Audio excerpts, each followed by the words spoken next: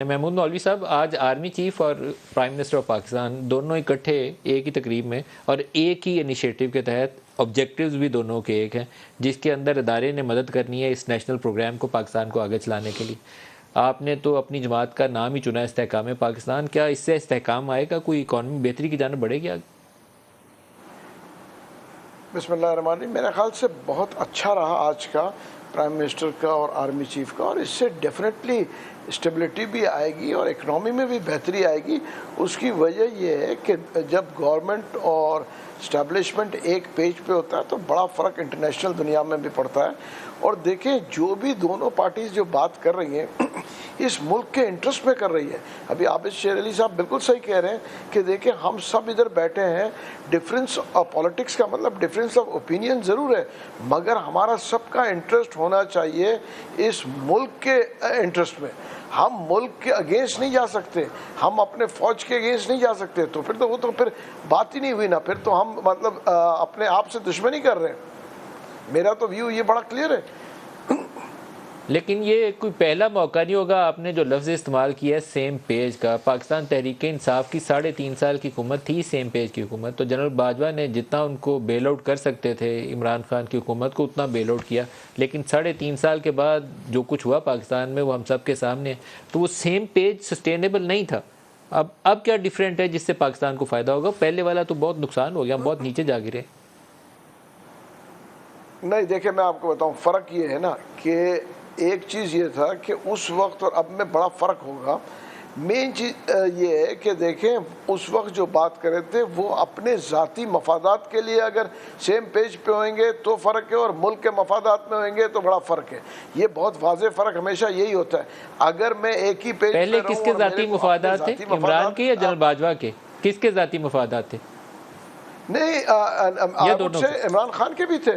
اس کی وجہ بالکل اس کی آپ فیس کریں نا، دیکھیں ریالٹی کو ہم کو سب کو فیس کرنا پڑے گا کہ ان کی وجہ سے، مطلب اسٹیبلشمنٹ کی وجہ سے تو پی ٹی آئی گورنمنٹ میں آئی، اس میں تو کوئی دو رائے نہیں ہے۔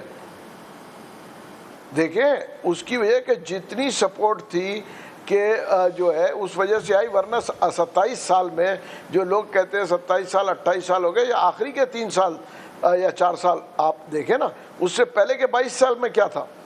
جو بہت سے لوگ ہم سے سوال کرتے ہیں کہ جی ابھی تک آپ نے یوں نہیں کیا اور یوں نہیں کیا۔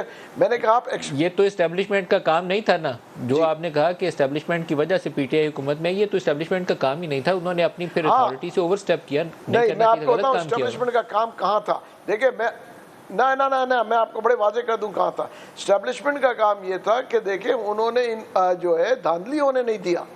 دیکھیں ہم فوج کو بلاتے کیوں ہیں؟ ہم ہر وقت فوج کو اس لیے بلاتے ہیں دھاندلی روکنے کے لیے اور چیزوں کو بہتر کرنے کے لیے۔ آپ جب بھی دیکھیں، چاہے کوئی بھی پارٹی ہو، وہ کیوں کہتے ہیں الیکشن میں اگر آپ پولیس اور جو ہے لوکل گورنمنٹس کے ہاتھ میں دے دیں، وہ مینیج نہیں کر سکیں گے۔ میرا کہنے کو تو آپ سمجھیں کہ اگر فوج نہیں آتی ہے تو آپ دیکھیں لا اینڈ آرڈر کا جب سچویشن ہوتا ہے اس کے بعد کہاں سے تو پھر 2018 میں جو عمران خان کی جیت تھی بقول آپ کے، وہ جینوئن جیت تھی، اس لیے کہ فوج نے دھاندلی نہیں ہونے دی۔ عمران خان جینوئنلی جیت گیا، پھر 2018 کی جیت اس کی صحیح تھی۔ جی بالکل، میرے حساب سے دیکھیں جب دھاندلی نہیں ہونے دیں گے تو صحیح ہوگا۔ اس میں دیکھیں اس کی وجہ یہ کہ ایک جوش تھا لوگوں کا، ایک ہوا چلی تھی، تو اس میں تو لوگ عمران خان کے ساتھ تھے۔ آج جو اور اس میں بڑا ڈیفرنس آ رہا ہے۔ دیکھیں نا، اب جو یہ 9 مئی کے بعد جو ہوا ہے تو لوگ، کیونکہ جس وقت بھی ہم خود پارٹی میں تھے، ہم کبھی بھی فوج کے اگینسٹ نہیں تھے، ہمیں نہ کہا گیا تھا، ہمیں تو یہ تھا کہ دیکھیں جی ہمارا جھگڑا جو ہے دوسری پارٹی سے، وہ جھگڑا چھوڑ کے ہم تو چلے گئے فوج سے لڑنے۔ آپ دیکھیں پولیٹیکل پارٹیز کو چھوڑ کے ہم فوج سے لڑنے چلے گئے۔ تو سر کیوں لڑنے چلے گئے؟ وہی تو آپ کو حکومت میں لائے تھے، لڑنے کیوں چلے گئے؟ لڑنے کیوں چلے گئے؟ وہی تو آپ کو لائے تھے، پھر لڑنے کیوں گئے؟ کیا کہہ رہے ہیں کہ میں پولیٹیکل لڑنے اس لیے چلے گئے نا، جو آدمی فرسٹریٹ ہوتا ہے تو وہ آخری جو ادبا یہ ہوتا ہے ہاتھ چلاتا ہے، فرسٹریشن میں تو ہاتھ پیر چلاتے ہیں نا، ورنہ عام آدمی جو بیٹھ کے ڈائلاگ کرتے ہیں۔ اب وہ کہنا کہ جی میں پولیٹیکل پارٹیز سے بات نہیں کروں گا، تو آپ تو خود ایک پولیٹیکل پارٹی ہے، سب کو سب چور ہیں، آپ سوکار، یہ تو ہو نہیں اپڈیٹ ایک آ رہی ہے، وہ شیئر کر دیں. محمود صاحب دوبارہ آپ کی طرف آتا ہوں. یہ جو ہمارے نمائندے رپورٹ کر رہے ہیں وہ تھوڑا سا میں یہاں ساتھ اسکرین پہ بھی ڈال رہے ہیں. ہم یہ آرمی چیف کو ایٹریبیوٹ کر رہا ہوں میں، یہ جو آج سیمینار میں انہوں نے خطاب کیا تھا جہاں ابھی وسیم نے ہمیں اپڈیٹ بھی کیا. ہم سب یہاں پاکستان کو ایک بار پھر سرسبز کرنے کے لیے جمع ہوئے ہیں. پاکستان کو اللہ نے بہت سی نعمتوں سے نوازا ہے. ہم باصلاحیت قوم ہیں. ضرورت صرف اس عمر کی ہے کہ ہم مل کر اس کی ترقی میں حصہ ڈالیں.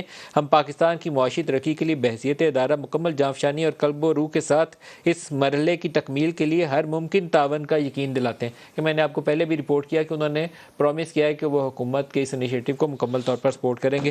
اللہ کی رحمت سے مایوس نہ ہونا، یہ وہی آیت ہے، سورہ 39 ہے اور آیت اس کی 53 ہے، 53ویں آیت کا ایک حصہ ہے، لا تقنطوا من رحمت اللہ.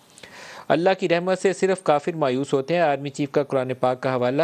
مسلمانوں کے لیے دو ہی حالتیں ہیں، جب اس پر مصیبت آتی ہے تو وہ صبر کرتا ہے، جب خوشی ملتی ہے تو وہ شکر ادا کرتا ہے. پاکستان نے ترقی کی منازل طے کرنی ہے اور دنیا کی کوئی طاقت اس کو ترقی کرنے سے نہیں روک سکتی. ہمارے پاس ہر طرح کا پوٹینشیل موجود ہے جو پاکستان کو عروج پر لے جا سکتا ہے. مسلمانوں کے لیے نا امیدی کفر